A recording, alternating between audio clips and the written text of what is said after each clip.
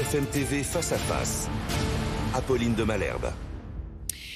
Il est 8h32 et vous êtes bien sur RMC et BFM TV. Bonjour Gabriel Attal. Bonjour Apolline de Malherbe. Vous êtes le nouveau ministre de l'Éducation nationale. Il y a beaucoup de choses à voir avec vous sur tout ce que vous avez annoncé pour cette rentrée scolaire, sur les changements que ça va entraîner pour les élèves, pour les professeurs.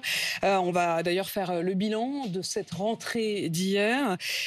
Mais est-ce que vous avez réalisé au fond, et j'y réfléchissais en préparant cette interview, que vous avez comme flingué en vol le et en même temps?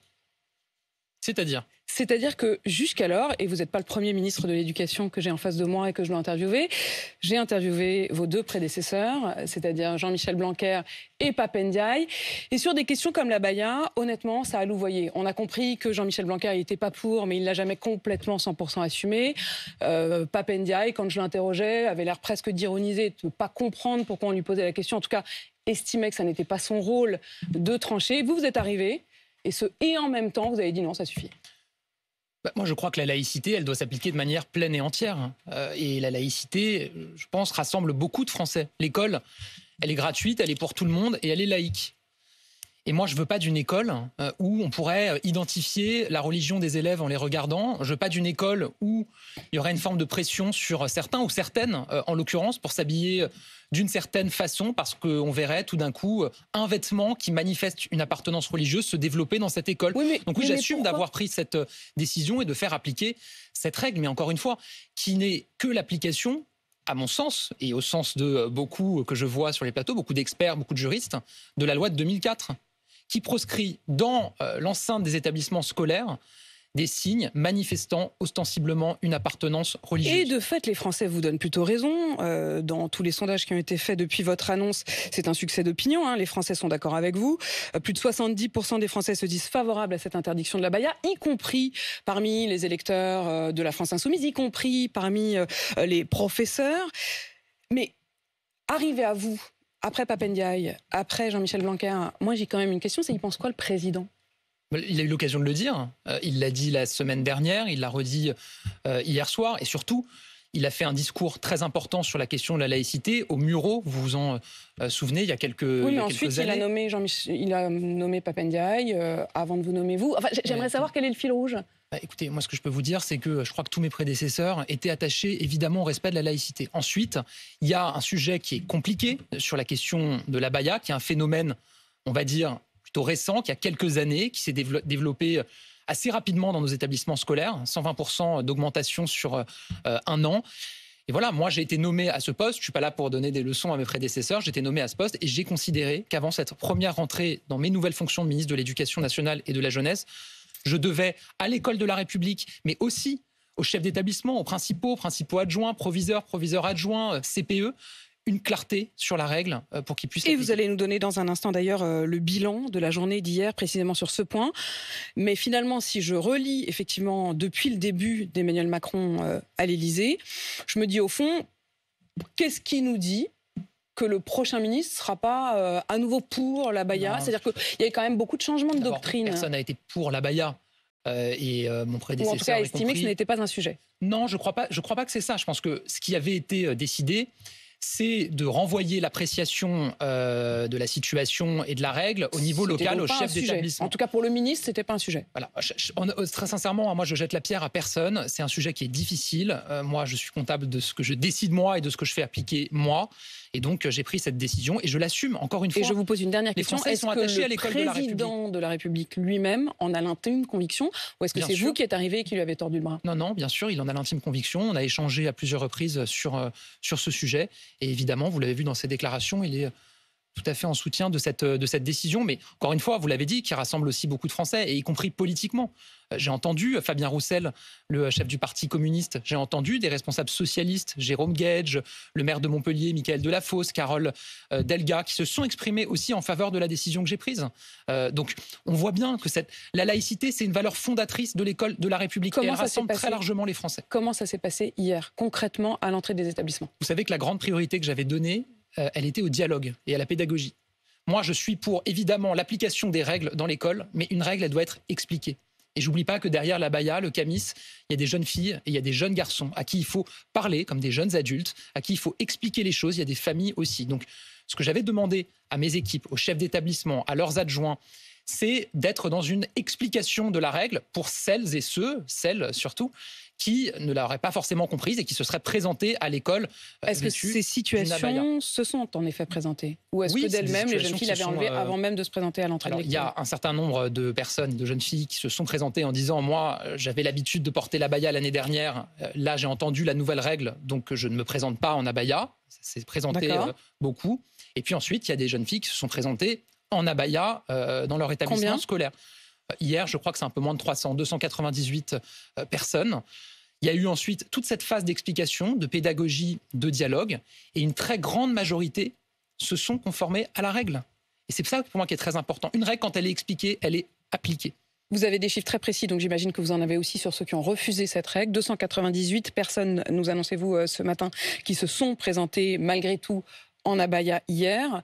Combien ont accepté de l'enlever? Combien ont refusé? Je disais qu'une grande majorité avait accepté de l'enlever. Je crois que c'est 67 personnes qui n'ont pas accepté de se conformer à la règle. Elles sont rentrées chez elles. Et ensuite, dans les prochains jours, elles reviendront puisqu'elles doivent être scolarisées. Et puis, on verra si elles se sont conformées à la règle ou pas. Et sinon, il y aura un nouveau dialogue. Et c'est comme ça qu'on va continuer à avancer. Je précise à Pauline de Malherbe que hier, pour les lycées, dans la plupart des cas, c'est essentiellement les secondes qui faisaient leur rentrée. Donc aujourd'hui, demain, il va y avoir les premières, les terminales. Il peut y avoir d'autres situations qui se présenteront, surtout pour des personnes qui étaient déjà scolarisées au lycée l'année dernière et qui donc avaient pu prendre cette habitude.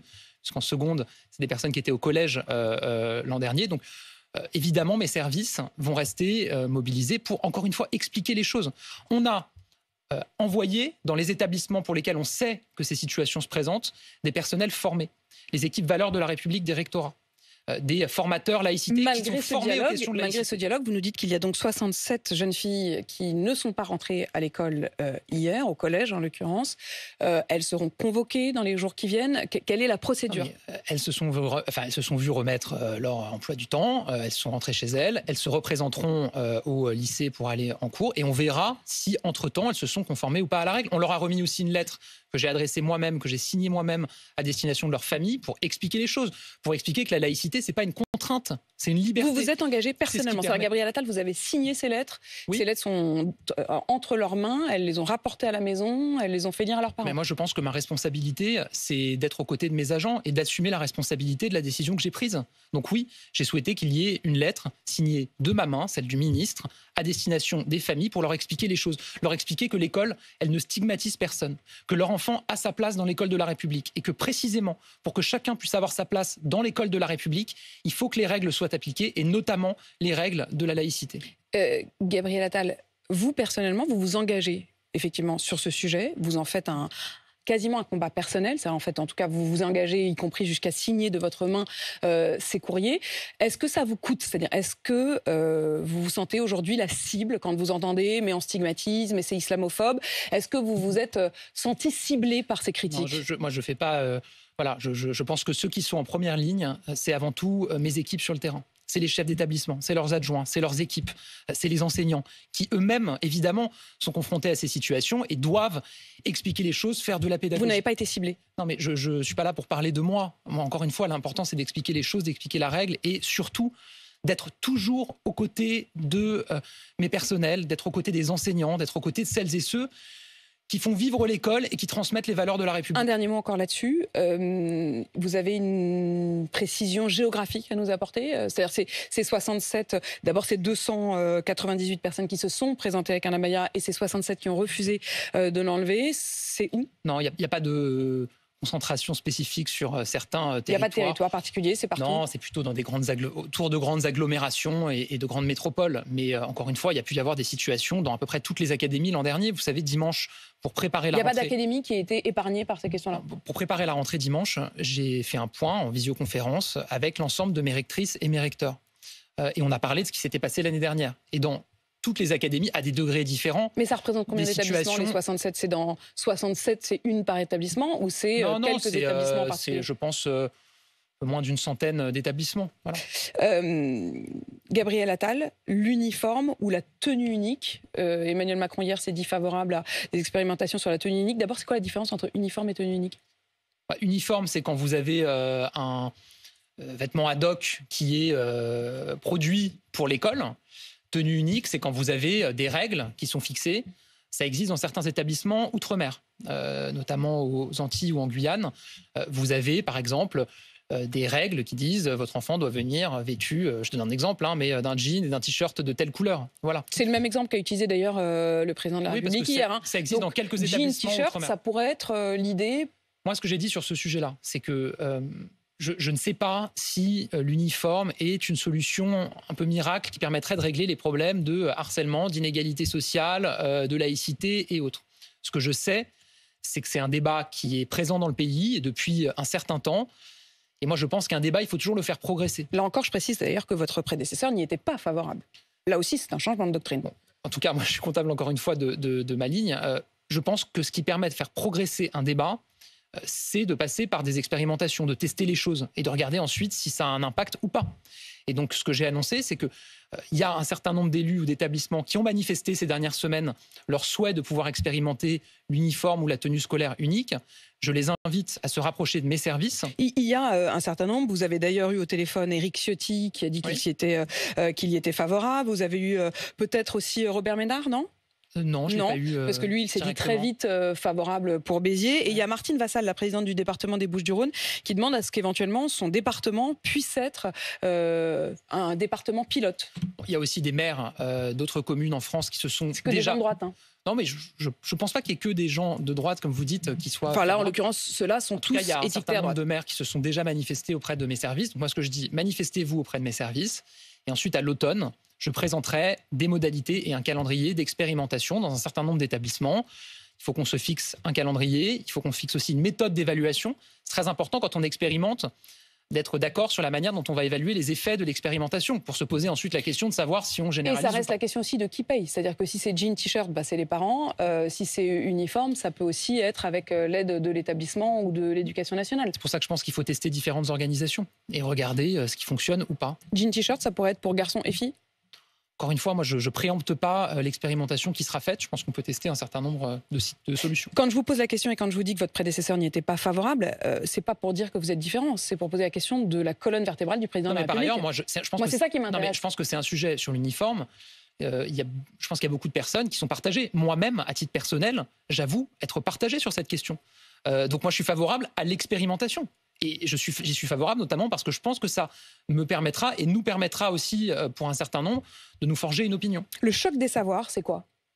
Le choc des savoirs, c'est dire qu'on a besoin de renforcer dans notre pays ce qu'on appelle les savoirs fondamentaux. Les savoirs fondamentaux, c'est les savoirs qui permettent tous les autres. C'est le français et les mathématiques. Si vous ne maîtrisez pas la lecture, l'écriture, vous aurez du mal en histoire, géographie ou dans d'autres matières. Si vous ne maîtrisez pas les mathématiques, si vous ne savez pas compter, vous aurez du mal en physique, chimie et dans d'autres matières. Qu'est-ce qu'on constate aujourd'hui ? Un élève sur 3 qui rentre en 6e ne maîtrise pas pleinement les fondamentaux. Un élève sur 3 qui rentre en 6e a des difficultés de lecture, d'écriture ou de calcul. Et donc oui, j'ai dit que je voulais un choc des savoirs fondamentaux, c'est-à-dire mettre le paquet, renforcer notre action sur ces savoirs fondamentaux, notamment en primaire. Il y a cette tribune signée aujourd'hui dans le journal Le Monde par un grand nombre de personnalités. Il y a Jamel Debbouze, il y a Agnès Jaoui, il y a des acteurs qui disent attention, nos enfants ne savent plus lire et ne savent plus écrire au sens enchaîné des mots avec une réflexion. Oui.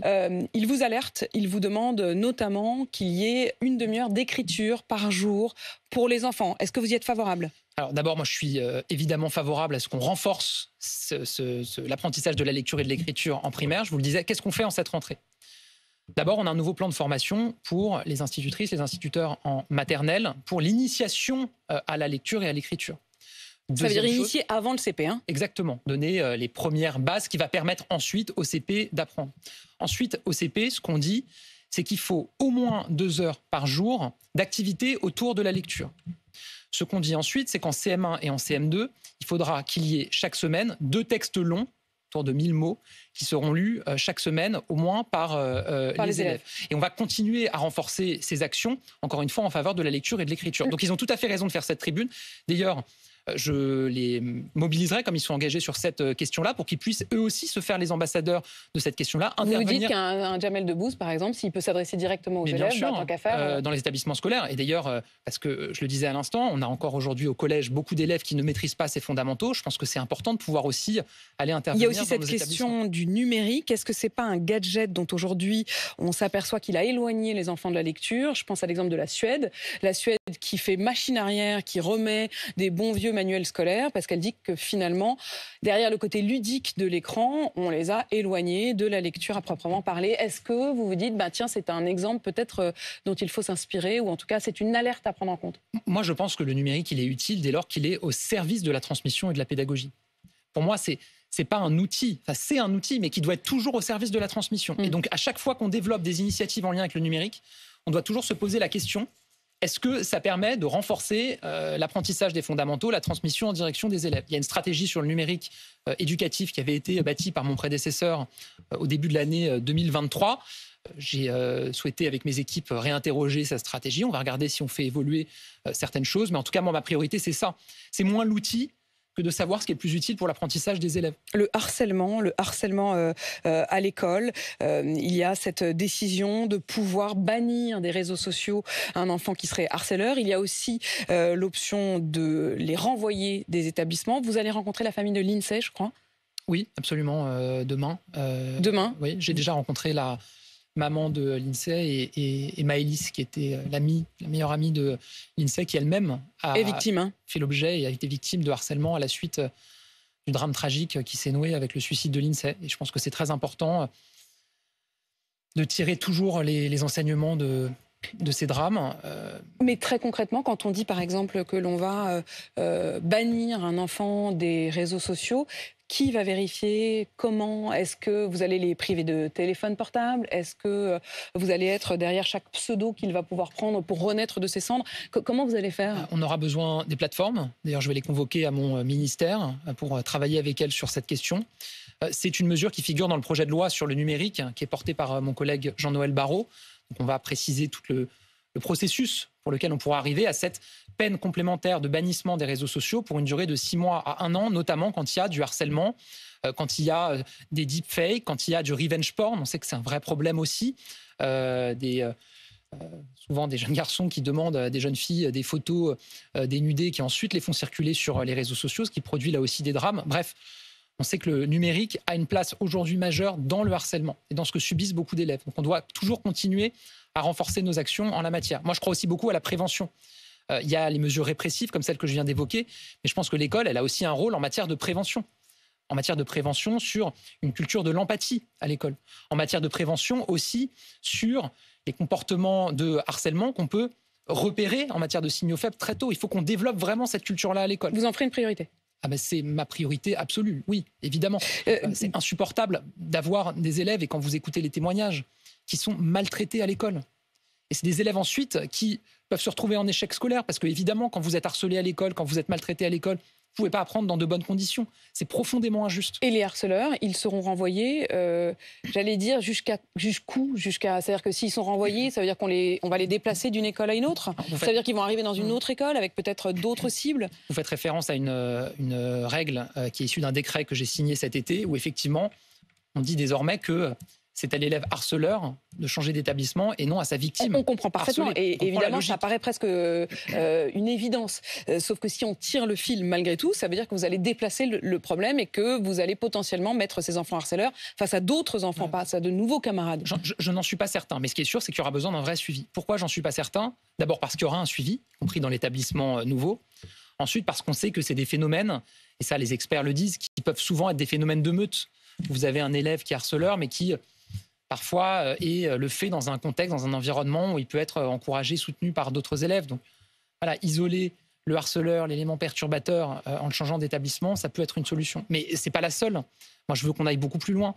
On aille beaucoup plus loin sur la formation d'un certain nombre de référents dans les établissements. On a développé le programme phare qui fonctionne très bien. Et sur on des le développe dans réactions les lycées à partir de cette année. Beaucoup plus rapides. Pourquoi vous, Gabriel Attal? Pourquoi vous maintenant? Pourquoi vous maintenant, ministre? Qu'est-ce qui fait qu'à un moment, parce qu'on sait que ça fait quand même très longtemps que vous auriez espéré ce job, pourquoi maintenant? Ça, faut poser la question au Comment vous l'avez président convaincu et à la première ministre. Moi, c'est les questions d'éducation qui me passionnent. Quand on s'engage en politique, je crois qu'on le fait quand même pour chercher à bâtir une société meilleure. Et quelle meilleure manière que de bâtir une meilleure société que d'investir sur l'école? Parce que la réalité, c'est que ce qui permet de réduire les inégalités de destin, ce qui permet d'assurer l'égalité des chances, c'est quand même l'école de la République. Donc j'ai travaillé sur ces questions d'éducation en tant que député dès 2017, quand j'ai été élu. J'ai été secrétaire d'État au ministère de l'Éducation nationale et de la jeunesse entre 2018 et 2020. Sous Jean-Michel Blanquer. À l'époque de Jean-Michel Blanquer. Et donc oui, c'est des sujets qui me passionnent et qui m'animent en tant que responsable politique, mais aussi en tant que citoyen. Et donc c'est une chance immense aujourd'hui d'occuper ces responsabilités. Gabriel Attal, on l'aura bien compris, nouveau ministre de l'Éducation nationale. Merci d'avoir répondu à mes questions et de nous avoir donné donc ce premier bilan de la rentrée.